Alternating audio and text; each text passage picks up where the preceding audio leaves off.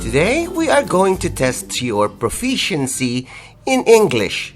Our topic for today is homophones. These are words that are pronounced the same but different spelling. And of course, they have different meanings. In this video, you have to select the most appropriate word for the specific sentence.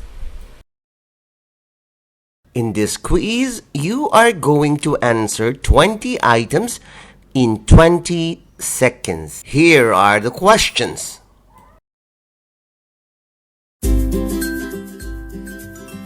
Number 1. My all-time favorite meal is steak and chips.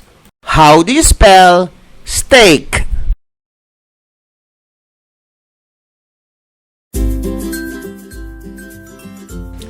Number 2. Would you like a pear from the garden? How do you spell pear?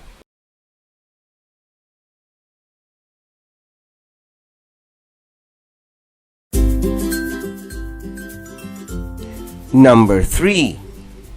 My favorite cereal is cornflakes. How do you spell cereal?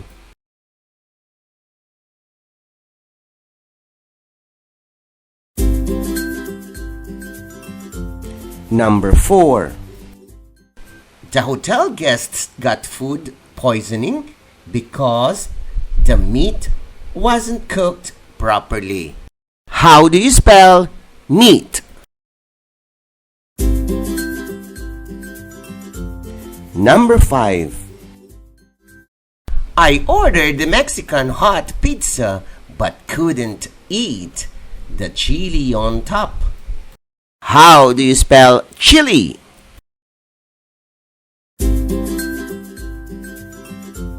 Number 6. I had the mussels as a starter and they were delicious. How do you spell mussel?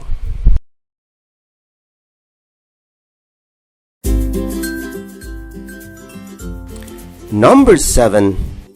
Let's grab a bite to eat in town after work. How do you spell bite?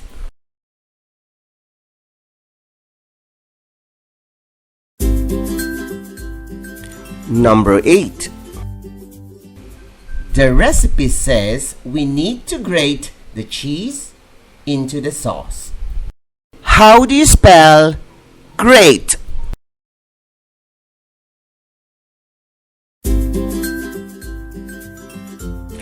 Number 9. You shouldn't bury your head in the sand each time there's an argument. How do you spell bury?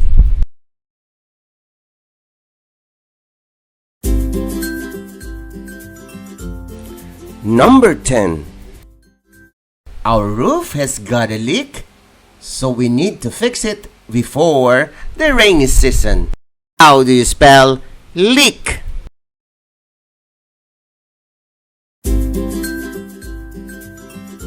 Number 11. The journalist interviewed the rock star in his Makati hotel suite. How do you spell suite?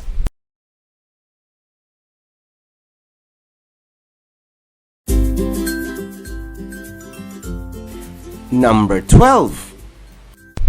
The hare hopped through the woodland.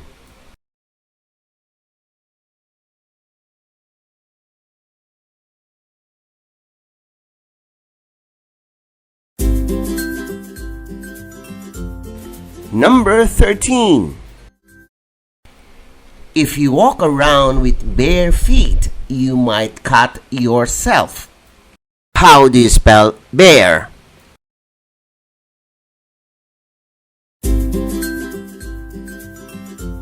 Number 14. It breaks my heart to see little kids on the street. Breaks.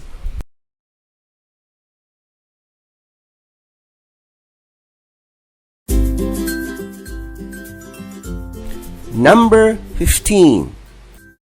hope this medicinal plant will heal you. How do you spell heal?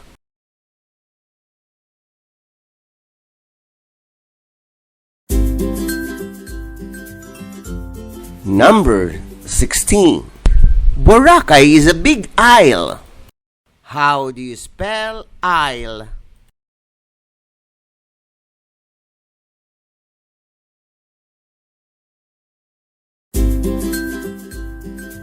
Number 17. You have no right to bring the book. How do you spell right?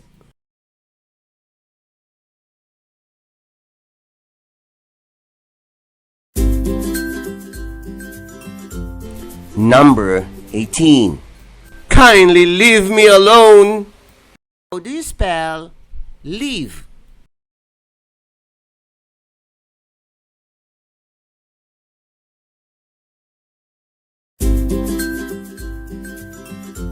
Number 19.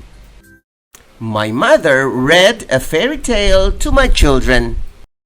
How do you spell tale?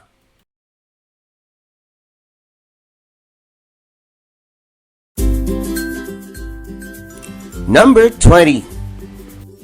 Parts of my car were made of steel. How do you spell steel?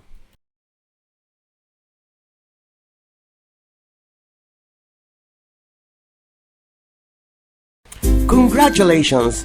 Please don't forget to share this video to other Filipino children. This is free and this is my advocacy.